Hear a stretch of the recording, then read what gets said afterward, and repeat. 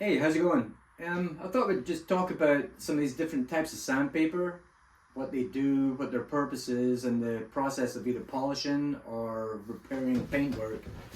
It's good for automotive, motorcycle tanks, doors, mirrors that get scuffed up, and all that. So first of all, we've got, say the scenario is we've scuffed our mirror, uh, shopping cart on the side of the door. We're going to polish it up. So this is starting with 1200, 1500, and 2000 wet and dry. Okay, a sheet of 1200, like this. This is the wet and dry stuff. It's not, it's going to say wet or dry, wet and dry on there, but this we're using for wet, right? For polishing purposes.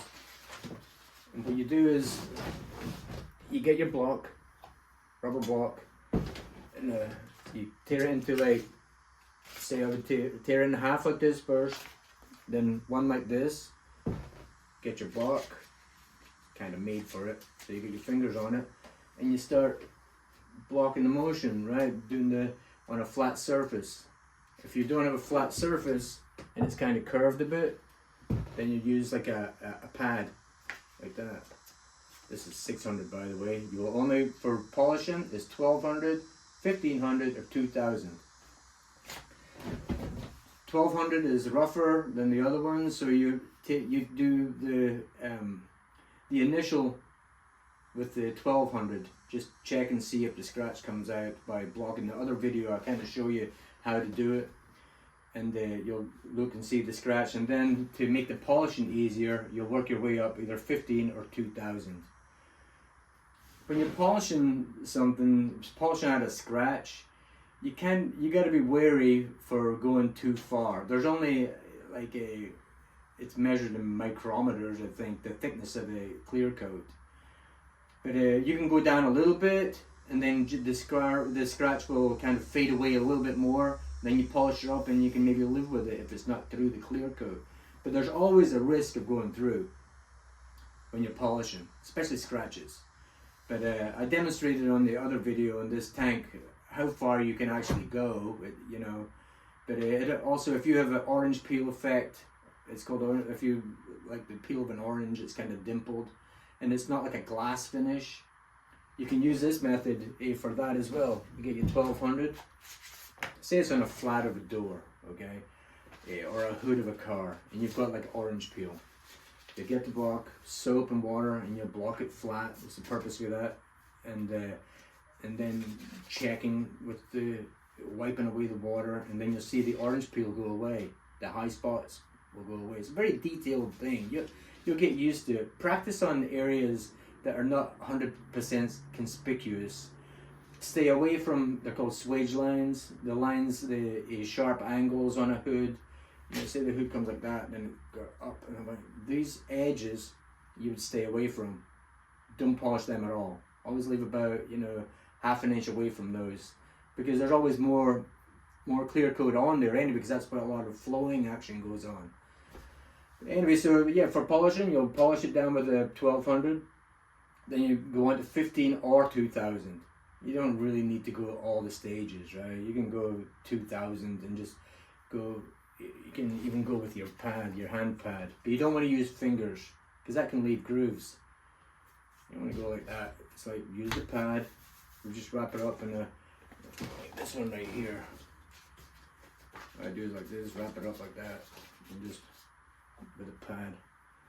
Alright, so that's your polishing paper, 12, 15, 2000. This paper here, I have 400, 600, and they didn't have 800. I like to use 800 as well. But anyway, 400 is for like blocking down primer, okay, or taking a lot of material off. It's rougher. Then you go into 600. Well, you can prime over 400, but but 600, you block down with 400, then go 600. Then when that's nice and smooth, I like to go over with a piece of 800. But if I don't have it, a wore out piece of 6 is equivalent to an 800, right? See how smooth that is? This is being used for blocking primer down. But I mean, this side is a little bit rougher. This side I can tell is being used more. And I'll go over with my finishing pad, you know, like this. Once I've taken down the primer, then I'll just go over like this with an old piece of 600, or if I have 800, I'll go over with 800. Then you're ready for paint. So blocking down with 4, it's a lot more abrasive. 600, you'll go over the primer again, or paint surfaces that you're painting over with 600. Then you'll be ready for your base coat. If you're going to do base and clear, base coat with a clear coat over it, or just a solid color with no clear coat. It's like a gloss finish. I've got some up there, I'm not going to show you right now, but so that's the process. 800, I would get 800, because paint is usually designed for filling in with a 600, but if you've got a real thin paint, it's kind of, you're going to get like, you can see the fine scratches of a 6. So get an old piece of 6, go over it, or a piece of 800, then you'll be good to go.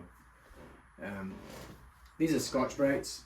Red Scotch-Brite is for taking the shine off, like down here if I was going with a solid color, but if I'm going either blending or a clear coat, base coat, I'm going to use this. What you do, this is a Scotch-Brite. Red is for taking off the shine, for like priming, for a solid color or something like that. It's more abrasive, okay? It's really good for getting into grooves, like around this filler cap area. Like the deal with painting, right? Paint won't stick unless it's got something to adhere to. It's got to be etched. And to be etched, this is a good thing for etching. Sandpaper, Scotch-Brite, it's all about etching it, right? Because if you have a shiny tank, say you clean it off, wipe it down and all that kind of stuff, then just hit it with paint or with clear coat or something like that, it's going to flake right off. It's going to dry on it, it's going to look great, but the slightest little pick or chip is going to peel off. It can peel off with a whole sheet. It's not going to adhere to it. But the properties of a grey Scotch-Brite, I could have that shiny tank, get some soap on my Scotch-Brite, and see I pat it like that for no finger marks, so double thickness, and just go over the whole tank, taking the shine off in all the grooves and all that kind of stuff, and hit it with a coat of clear coat, and clear coat's going to stick to it. Same with red Scotch-Brite. It's more abrasive for primer or even a straight color. I mean, I used to use it for straight colors. I haven't really tried it with rattle cans. It's the same thing. You're taking the shine off and you're giving a very fine abrasive like scratch up. What they call, I mean, they're called abrasive pads, but ultra fine is great. But this is so fine that when you put the clear coat on it and it looks dull because you've taken the shine off with this, the clear coat is going to fill in those scratches and you're not going to see the scratches. That's the grade of grey Scotch-Brite. You can clear coat over this, and as long as you've cleaned it properly and leave no smudges from soap or old clear coat or anything like that, it'll clear coat over and you'll be just fine. I'm going to be demonstrating that on this tank right here. So, alright, so we went Scotch-Brites, we went abrasive 400, 600, then the invisible 800 that I like to use. We've got the blocking pad, got the small blocking pad for just using by hand. In a pinch, you can fold this stuff up and go like that, and then, you know, don't dig with your fingers. Polishing grades 12, 15, 2000. And over here you have, this is 120 grit. If you've got a real deep scratch and you're definitely going to be painting, you can use this. Say it's down to the metal or something like that, then you use your orbital. This one right here. Regular orbital sander. These things come in handy. And this is 220, right? Yeah, 220. So you go over with your 120. Then get it out. Then you're going to get the scratch out down to the metal, start feathering it out. Then you go over your 220, start feathering out further. So a scratch this size, you might come up with an area that size, just feathering the material out, depending on how much material. Because you don't want to dip a hole, you're never going to fill it. You end up putting body filler in there. So you want to feather it out, and then Scotch-Brite around the outside, mask off the area if necessary, and then you're going to prime it. So you can prime over the 220 with Scotch-Brite on the outside. I think that's what I did here. And then that's your primer down. Next, going to block down the primer with your 400, 600 with the flat block. Checking with your hand to see if there's any dent there. Touch is a big thing in paintwork, you know, checking for dents. And so you're blocking it down. Then you're ready for paint. Bada boom, bada bang, put your paint on, put your clear coat on. Then you're ready for polishing. You're going to flat down. If you haven't got a gun finish, if it's orange peely, you're going to flat it down with the 1200 after it's well good and dry. And then go over it again with 2000 or 1500. Then you're going to go polishing. Orbital sander again. This is all Harbor Freight stuff, by the way. Then you get your Harbor Freight thing, polishing pads. This is a sponge pad, Velcro's right on.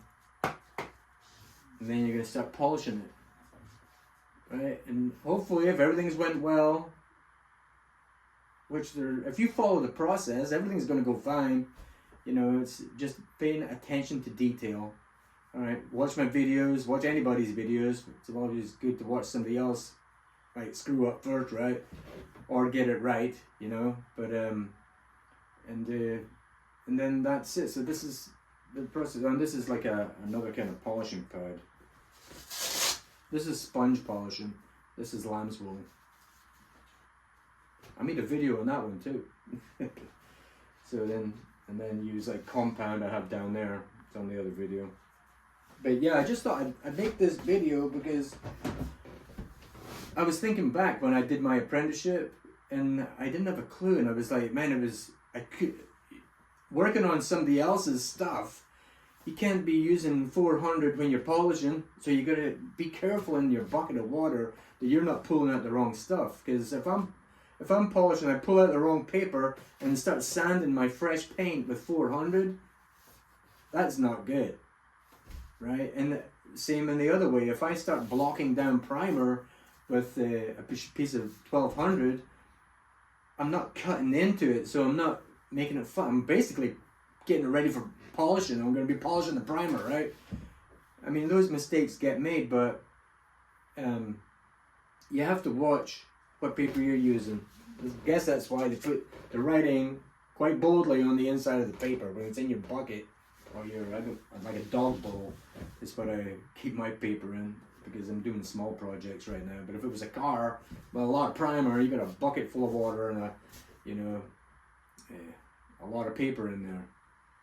So that's just a run through of, you know, the different types of paper, Scotch-Brite, the blocks to use, sanders, and get rolling with it, and get your beautiful paint job on there. I'll be doing some more videos on that. So anyway, good luck. Have a good one.